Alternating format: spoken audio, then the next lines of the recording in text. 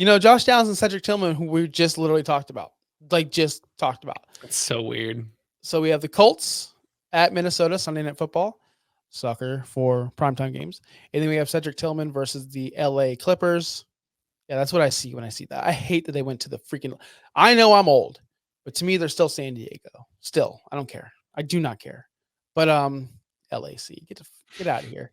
Anyway, who are you going with?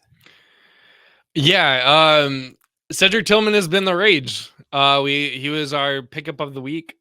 One of our pickups of the week. He has been killing it the last couple weeks, the last 2 weeks. Yep. Especially with Jameis Williams, Jameis Winston. That's too close of names. However, like we talked about at the top of the show, Joe Flacco is now the quarterback for the Indianapolis Colts moving forward. Josh Downs immediately improves. Although Josh Downs was wide receiver 6 last week, by the way, nobody talks about that. And he has actually done pretty well the last 2 weeks with Anthony Richardson. But Joe Flacco is back. This should be able to spread the ball around a lot more. The thing I am concerned about with Josh Downs is he is more of a deeper threat guy, and Flacco doesn't really throw the deep ball. This is going to be a lot of Michael Pittman, I believe. But Josh Downs does get utilization in the red zone.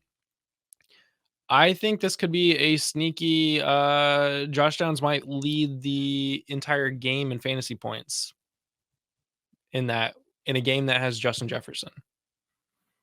I'm going to lean towards Josh Downs this week. I am also leaning towards Josh Downs. I know it's boring for everyone out there. I just, fool me. I'm not going to be fooled by Cedric Tillman. Not that he's a bad player. Not that he might not be the next big thing. But I'm sorry, man. Not that I never heard of you. He might have hit his ceiling. We've talked about so many guys on this show where it's like, oh my God, they've been great the last 2 weeks, and then they fall off. Trey Tucker is a great example of, wow, he did really good, and then they lost Devontae Adams. He should do better, and then he hasn't done anything since. Yeah, and same thing could be said for Jameson Williams, who we talked about 5 minutes ago. These players, they come and go, and they fall off, and they come back, and they're yo-yo players, and it happens more than you guys think. And then what happens is you jump on it, and you're like, yeah, this guy's great. He had 12 targets in week 7. He had 9 targets in week 8. Okay, well, he had 5 total from week 1 to 6. What happened then? Even in week 6 or week 7, he had 81% snap share, which is great. You want to see that. But again, he had 2 touchdowns last week, guys. Like, he had 7 catches, 2 touchdowns, and 99 yards. We're expecting a big uptick with Jameis Winston there? I get it.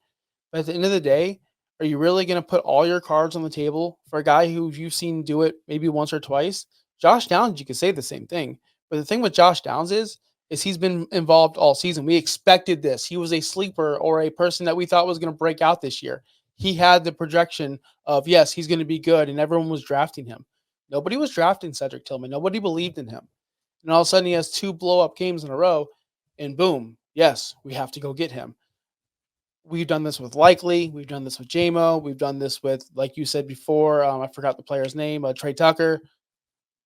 It just doesn't happen where these players randomly break out and they all just stay. You have to be very special, right? Puka did it last year. It was awesome. I just don't see this happening with Tillman back to back weeks. I don't see it. I'm going Josh Downs. More consistent player. He's going to get more playing time. Remember, they still have Elijah Moore over there in Cleveland. They still have Jerry Jeudy over there in Cleveland and David Njoku. So at best, Cedric Tillman's, you're looking at target number 4, whereas Josh Downs is probably target number 2 with Joe Flacco against the Minnesota Vikings, where they're going to be putting up points.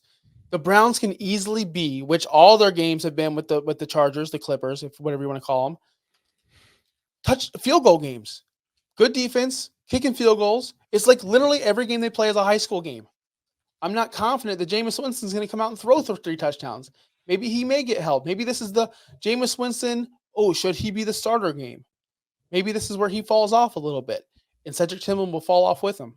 That's all I'm saying. Josh Downs for me, easily. Easy.